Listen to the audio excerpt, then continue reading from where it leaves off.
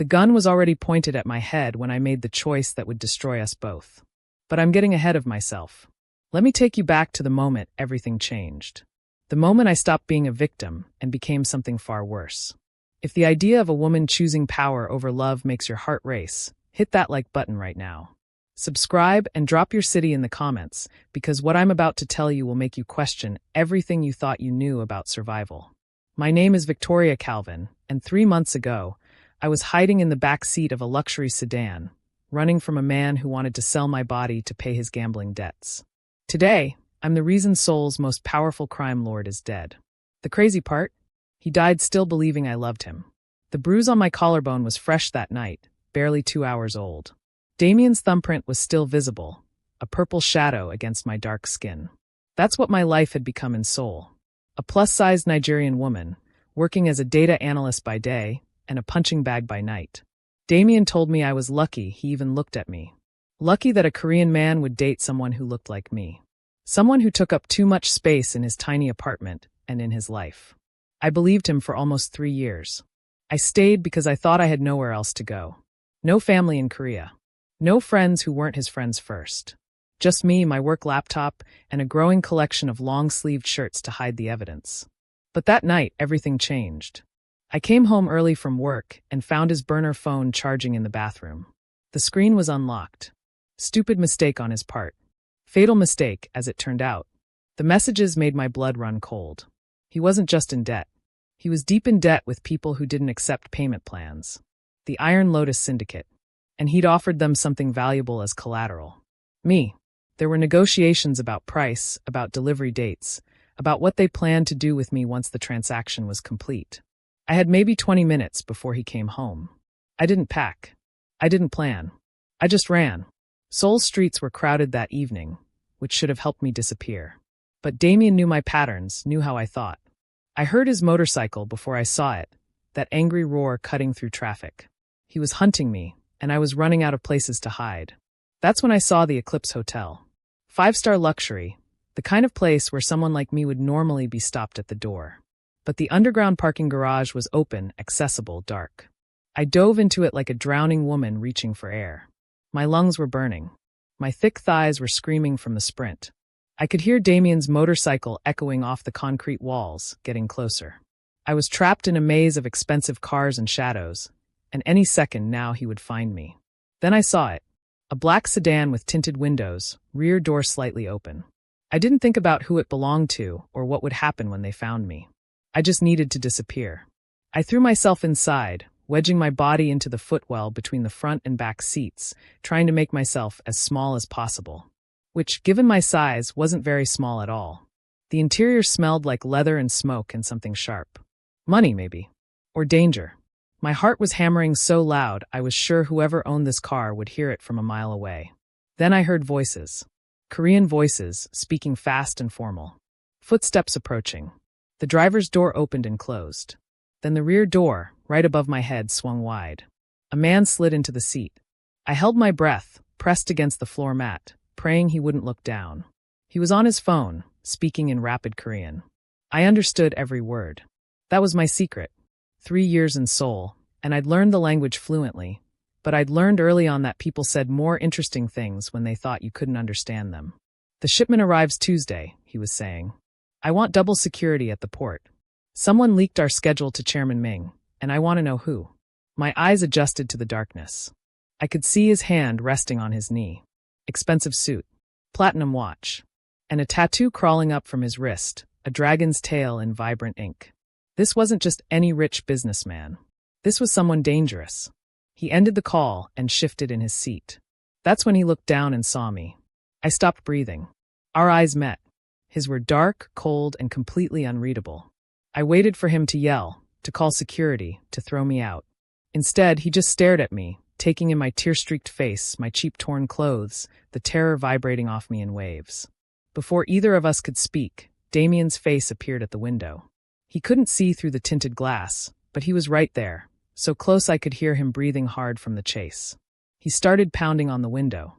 "Victoria, I know you're hiding somewhere, you fat bitch. Get out here now." I whimpered. I couldn't help it. 3 years of conditioning, and my body still responded to his voice with pure fear.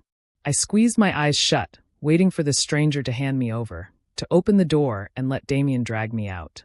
The man above me didn't move. He watched me flinch with every bang on the glass. Watched me try to disappear into the floor. And then he did something that changed the trajectory of both our lives.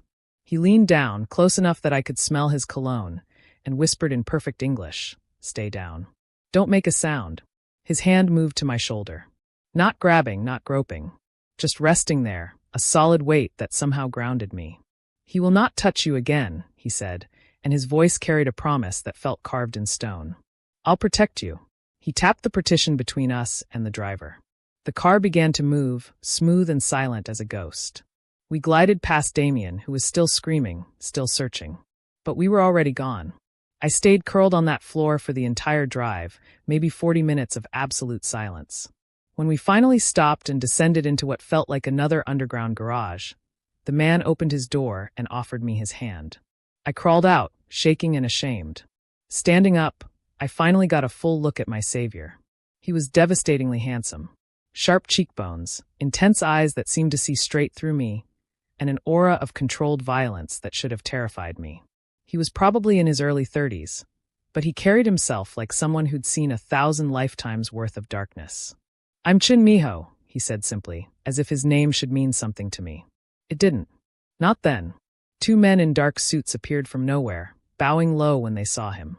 He gave them instructions in Korean. "Take her to the East Wing guest suite. She's under my protection now." Then he looked at me, really looked at me, and said in English, "You're safe here.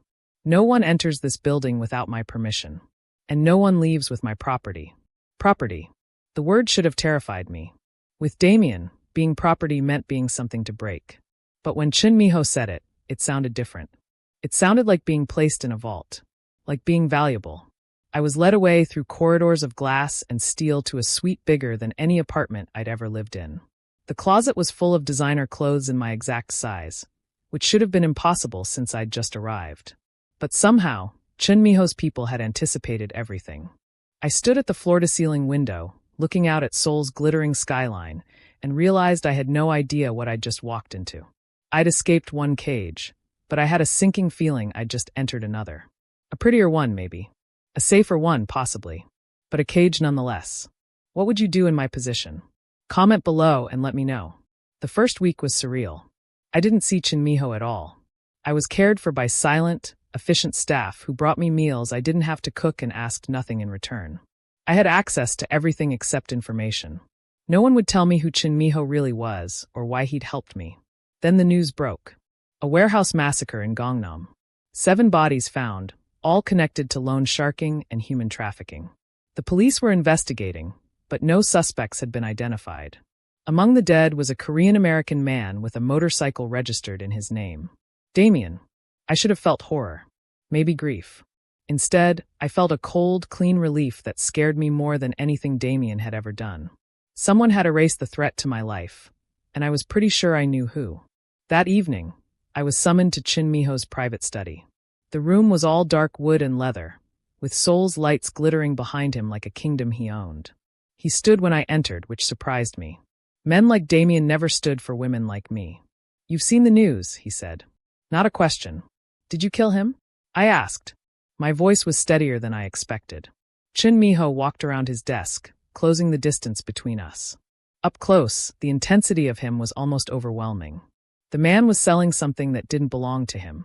He owed debts to dangerous people and tried to use you as payment. That offended me. He stopped inches away. I could feel the heat radiating off him. "You were brave in that car, Victoria. Terror makes most people stupid. You stayed quiet. You survived." He reached out and touched the fading bruise on my jaw, the last one Damien had given me. His thumb traced it so gently it made my eyes sting. "Why did you save me?" I whispered. "I'm nobody. I'm just—" "Don't," he cut me off, his eyes flashing with anger. "But not at me. Never at me. That man broke you to make himself feel powerful. I don't need to break things to know my power." He stepped closer. "I kept you because when I looked in your eyes in that garage, I saw a will to live that matched my own. And because I decided I wanted you. It wasn't romance. It was a declaration of ownership. But somehow it didn't feel wrong. You're mine now, Victoria, he said simply. Do you understand? I should have said no. Should have run. But where would I go? Back to my empty life? Back to being invisible? At least here, someone saw me. Someone wanted me. I understand, I whispered. That night, alone in my room, I made a decision that would damn us both. I pulled out my phone and sent a message to a number I'd memorized from Damien's burner phone. A number I wasn't supposed to have seen. A number connected to the people who'd wanted to buy me. The message was simple. I'm inside Chen Minho's organization. I can give you everything. But I want something in return. The response came 3 minutes later. Name your price. I smiled at my reflection in the dark window. For the first time in 3 years, I felt powerful. Chen Minho thought he'd saved me. He had no idea I'd been planning my own salvation all along. See, there was something I hadn't told him. Something I hadn't told anyone. Damien wasn't just my boyfriend. He was my husband. And I'd loved him once, before the gambling, before the drugs, before the fists. We'd come to Seoul together, 2 foreigners trying to make it work. When the Iron Lotus recruited him as an informant, I'd thought it was our way out of poverty. I didn't know it would destroy him. Destroy us. And when Chen Minho killed him, something inside me broke. Not my heart. My heart had broken years ago. No, something colder broke. Something that made me realize I was done being saved. Done being protected. Done being anyone's property. I was going to burn down Chen Minho's entire empire. And I was going to use his trust to do it. If you think I'm the villain in this story, you're right. If you think I'm the victim, you're also right. Hit that subscribe button because this is about to get complicated. Drop a comment telling me if you'd choose revenge over safety. Because what happens next is going to make you pick a side. The next morning, Chen Minho invited me to breakfast. Not a summons this time. An invitation. The difference mattered. He was already seated when I arrived, reading the morning news on a tablet. He set it aside when he saw me, and again he stood. That small gesture of respect did something to me. Damien had never stood. Sit, he said, gesturing to the seat beside him. Not across from him. Beside him. The table was covered with food. Korean, Western, everything. Eat whatever you want, he said simply. In this house, hunger is an insult. I stared at the spread, my stomach twisting with old programming. Damien used to watch every bite I took, making comments about my weight, about how much space I occupied. I'd learned to eat less, to want less, to be less. Chen Minho noticed my hesitation. He picked up a plate, loaded it with food, and set it in front of me. You don't need to shrink to fit into my world, Victoria. You're here to take up space. I looked up at him, shocked. He wasn't looking at my body with disgust. He was looking at my empty plate with anger. I don't know how to do this, I admitted. I don't know how to be in your world. You're not in my world, he corrected. You're building a new one with me. That's when I felt it. The first crack in my resolve. The first moment of doubt about what I was planning to do. Because Chen Minho wasn't just protecting me. He was seeing me. The real me. Not the broken version Damien had created. But it was too late. I'd already made contact with Chairman Ming. I'd already set the betrayal in motion. Over the next 2 weeks, I became indispensable to Chen Minho. He didn't just give me a room. He gave me purpose. He discovered I spoke Korean fluently, that I was good with data, with numbers, with seeing patterns. He started bringing me into meetings, asking my opinion, trusting my analysis. You see things others miss, he told me one evening, showing me shipping manifests that didn't add up. Help me find the leak in my organization. I helped him. And every piece of information I gathered, every name I learned, every security protocol I memorized, I passed along to Chairman Ming through encrypted messages. I was the leak I was helping him find. The irony wasn't lost on me. Chen Minho introduced me to his inner circle. Most accepted me with respectful distance. But Director Kim, his second-in-command, hated me on sight. She was beautiful, cold, and had been by his side for years. She saw exactly what I was. A threat. One afternoon, she cornered me in the hallway outside Chen Minho's office. You think you're special? She hissed in Korean, not knowing I understood every word. You're just bait. The Iron Lotus will come for you, and when they do, he'll use you to trap them. Once the war is over, you'll be discarded like trash. I responded in perfect Korean, watching her eyes widen in shock. Maybe, but I'll still be here when you're gone. It wasn't a guess. I'd already told Chairman Ming about Director Kim's skimming from the organization's funds. She'd be removed within days. One less obstacle between me and Chen Minho's complete trust. And I was right. 3 days later, she was escorted out of the building, her office cleared, her access revoked. Chen Minho came to me that evening with something in his hand. A black velvet box. My heart hammered as he opened it. Inside was a heavy gold ring with a black onyx stone, carved with a dragon. A signet ring. The kind only family wore. I promise to protect you, he said, his voice rough with emotion. But you don't need protection, Victoria. You need power. He slid the ring onto my finger. Perfect fit. Like it was made for me. You're not my mistress. You're my equal. My partner. I looked at the ring on my hand, feeling its weight. Feeling the weight of what I was about to do. There's something you should know, he said, pulling out a manila folder. I had my people investigate your past. I know about Damien. I know he was your husband. My blood turned to ice. I know he was recruited by the Iron Lotus. I know they sent him to infiltrate my organization, and when he failed, when he got greedy and tried to sell you for his own debts, they wanted him dead. Chen Minho's eyes met mine. I didn't kill your husband, Victoria. Chairman Ming did. I just carried out the execution. The room spun. Everything I thought I knew, everything I'd been planning, suddenly shifted. What? Ming used him and discarded him. Just like he uses everyone.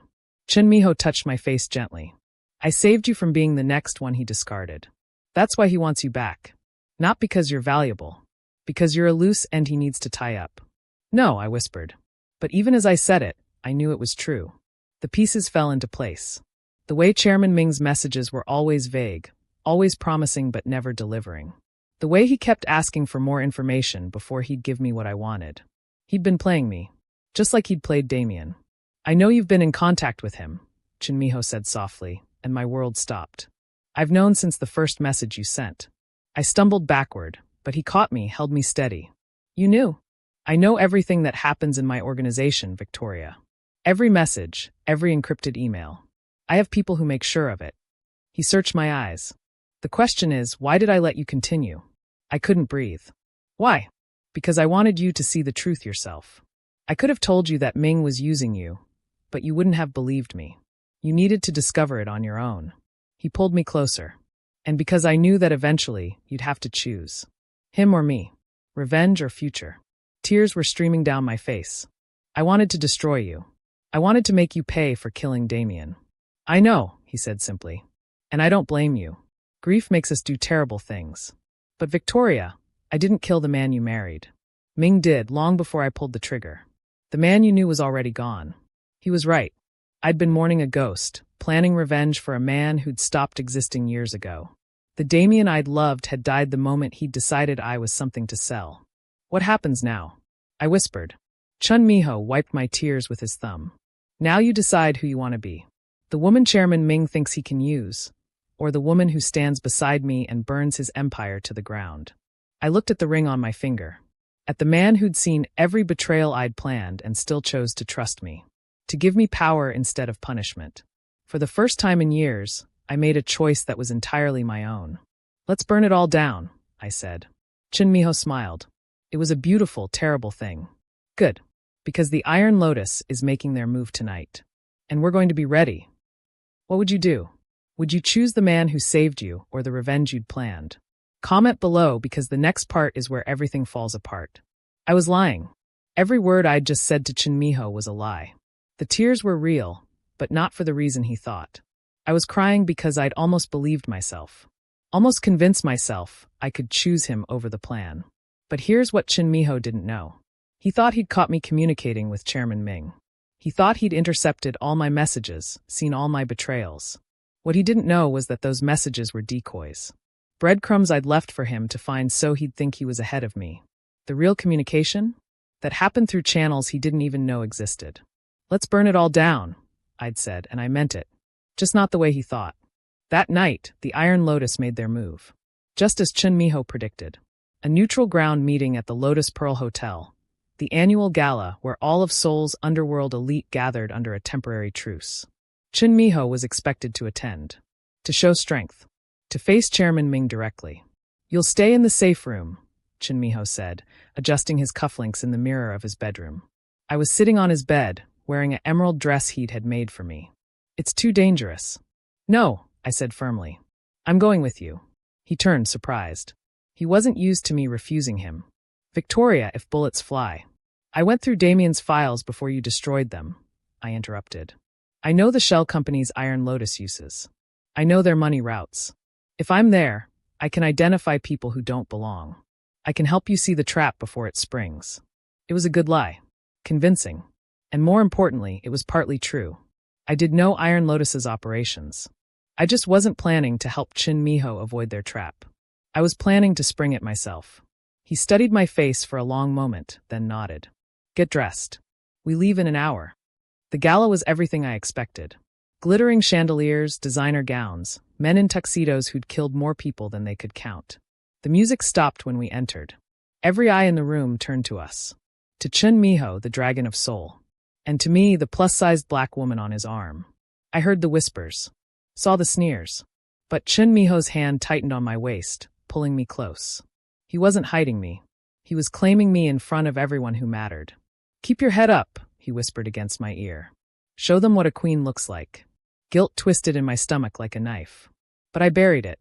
I'd come too far to turn back now. Across the ballroom, Chairman Ming raised a champagne glass to us. He was older than Chen Minho, maybe 60, with cold eyes that reminded me of a snake. He smiled at me like he knew every secret I'd ever kept. Because he did. The evening passed in a blur of forced conversations and fake smiles. I stayed close to Chen Minho, playing the devoted partner perfectly. But my eyes were constantly scanning, watching, waiting. Then I saw it. A waiter near the balcony made brief eye contact with Chairman Ming. The signal. Chen Minho, I whispered urgently, grabbing his arm. The waiter with the scar. He's circling too close.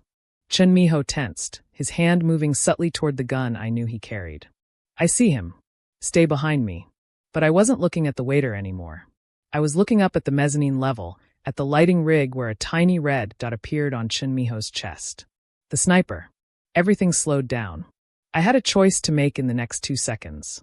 Let the laser find its mark and watch Chen Minho die. Or save him and keep playing the long game. I chose the long game. Get down!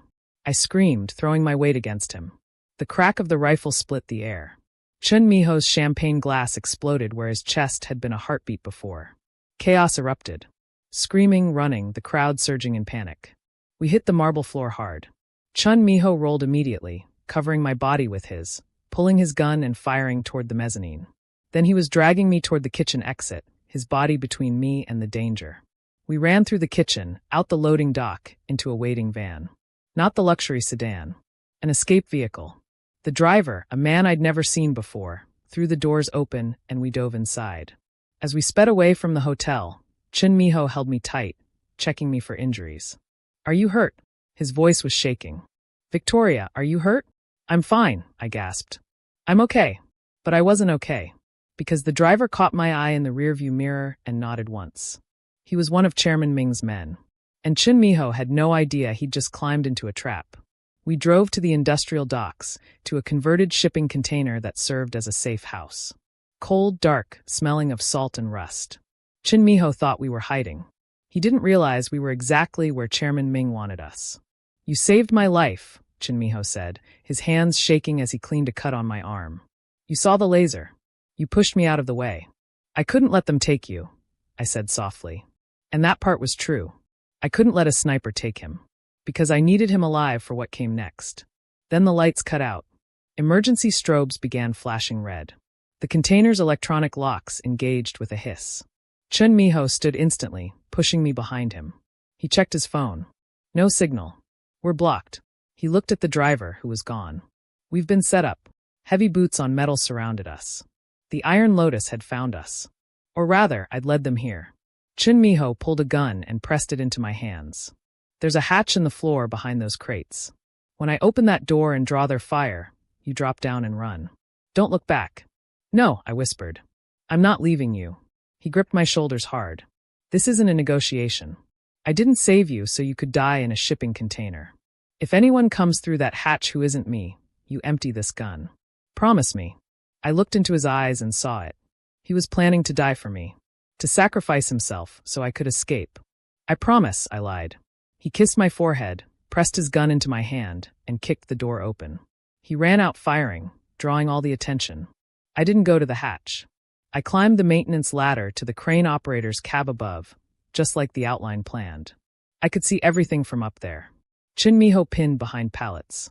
Chairman Ming's men surrounding him. And the driver, flanking with a shotgun, about to execute Chen Minho from behind. I grabbed the crane controls and swung the massive container. It smashed into the driver, crushing him under tons of steel. The battlefield went silent. Chen Minho looked up and saw me. Saw that I'd stayed. Saved him again. What he didn't see was my other hand pulling out my phone. Texting Chairman Ming. He's vulnerable. North side. Now. Chen Minho moved with terrifying efficiency, taking down the remaining attackers. Within minutes, the dock was silent except for his ragged breathing. I climbed down. He walked toward me and fell to his knees, wrapping his arms around my waist. You stayed, he choked out. Everyone leaves. But you stayed. I ran my fingers through his hair, feeling him shake. I'm not going anywhere, I whispered. Another lie. 2 weeks passed. Chen Minho gave me everything. Complete access to his organization. His files. His bank accounts. His trust. He was planning a final strike against Iron Lotus, and he wanted my help analyzing their operations. I helped him, and while I helped, I copied everything onto an encrypted drive. Every safe house location. Every politician on his payroll. Every shipment route. Every assassination target.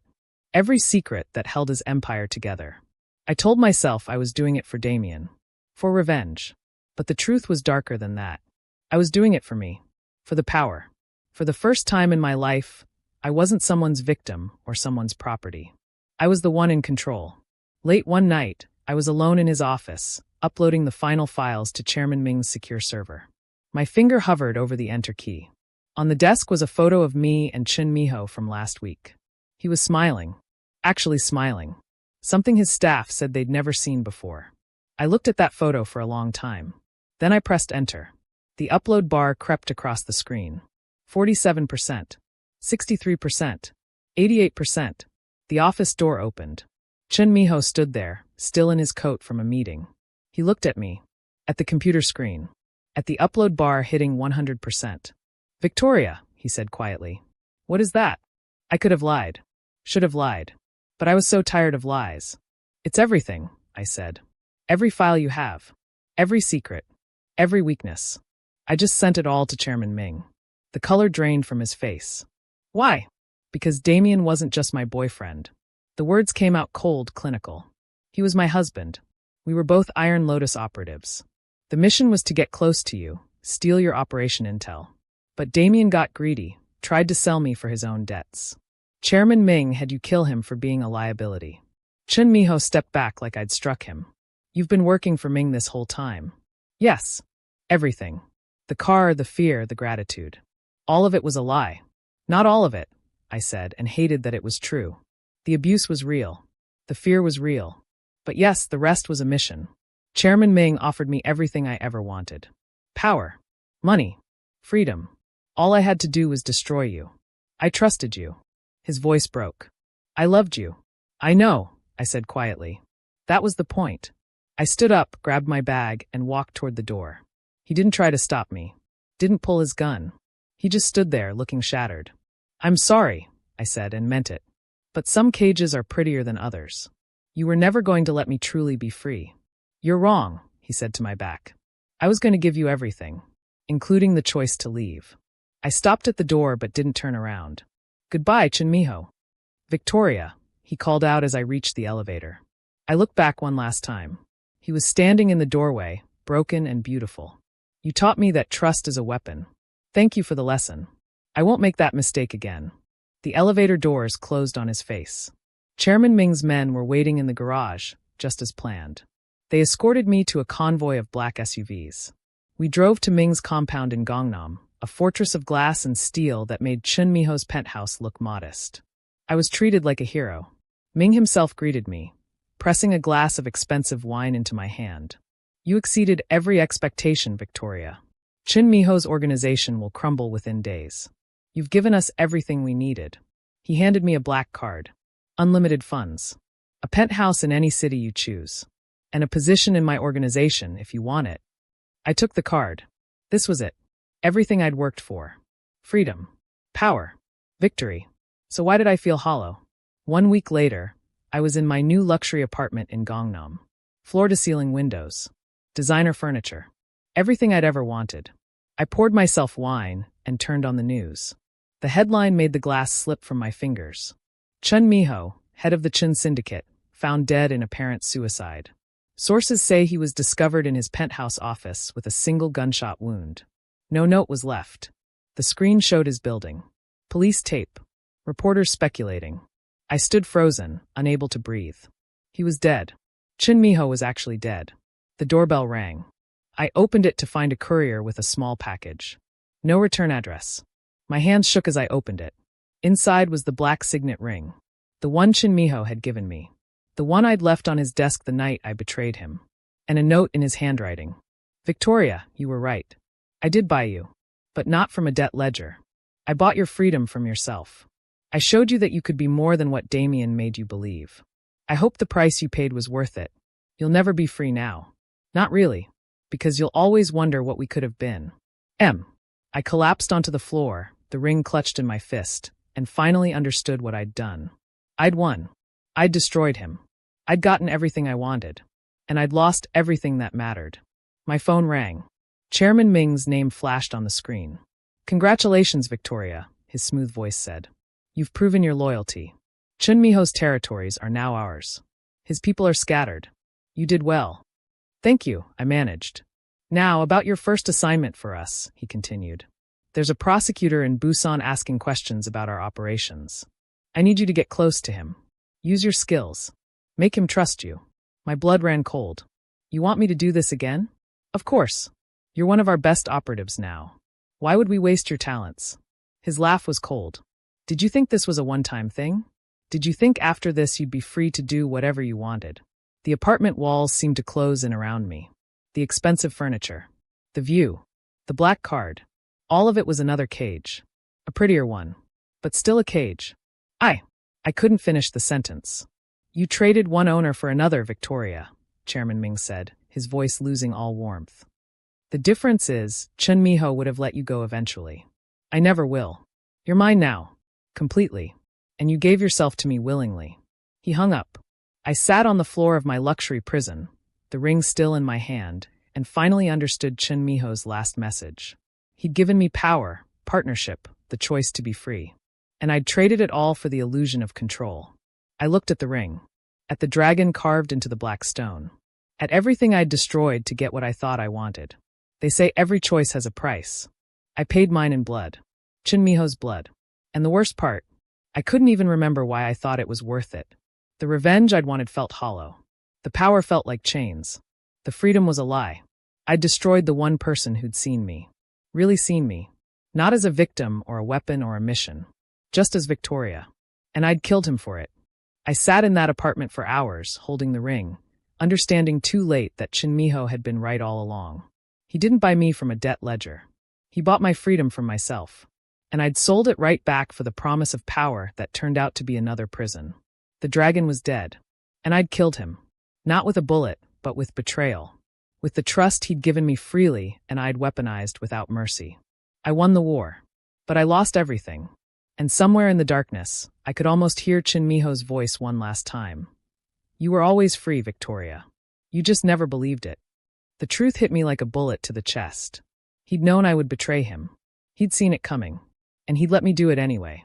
Because he'd hoped, right up until the end, that I'd choose differently. That I'd choose him. Choose us. Choose freedom over revenge. But I didn't. And now I'd spend the rest of my life in Chairman Ming's service, completing mission after mission, becoming the very thing I'd hated. A weapon. A tool. Someone else's property. I'd escaped Damien's cage, rejected Chen Minho's partnership, and walked willingly into Chairman Ming's trap. Some prisons have golden bars. But they're still prisons. I looked at my reflection in the window, at the woman I'd become, and I didn't recognize her anymore. Was this victory? Or had I just destroyed myself? Comment below and tell me what you think. Should Victoria have chosen differently? Hit the like button if you believe some choices can never be undone. Thank you for watching. If you enjoyed it, check out the other stories on the channel for more dark twists and unforgettable endings.